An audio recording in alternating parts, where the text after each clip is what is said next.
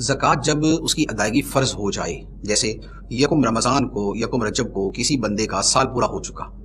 اب قسطوں میں دینے کی اجازت نہیں ہے، اب فوری طور پر ہی دینی ہوگی۔ جب زکوٰۃ لازم ہو گئی تو زکوٰۃ کی ادائیگی بلا تاخیر ہونی چاہیے، فوری ہونی چاہیے، تو لہذا اب قسطوں کی اجازت نہیں ہے۔ قسطوں میں ادا کرے گا تو یہ گناہ گار ہوگا۔ کسی کے پاس پیسے نہیں ہیں تو کسی سے قرض لے لے، ورنہ کوئی شے بیچ کر زکوٰۃ ادا کر دے، ٹھیک ہے۔ یہ جو قسطوں میں ادائیگی کی اجازت ہے یہ اس صورت میں ہوتی ہے کہ جب ادائیگی لازم ہونے سے پہلے ادا کریں۔ مثال کے طور پہ زکوٰۃ فرض ہونی ہے، ادائیگی اس پہ فرض ہونی ہے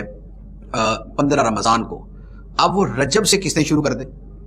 تو اب کچھ رجب میں ادا کر دیا، کچھ 15 رجب کو، پھر شعبان کو، پھر 15 شعبان کو، پھر یکم رمضان کو، پھر 15 رمضان کو، اب یوں قسطوں میں ادا کرتا ہے تو ٹھیک ہے۔ لیکن جب لازم ہو گئی،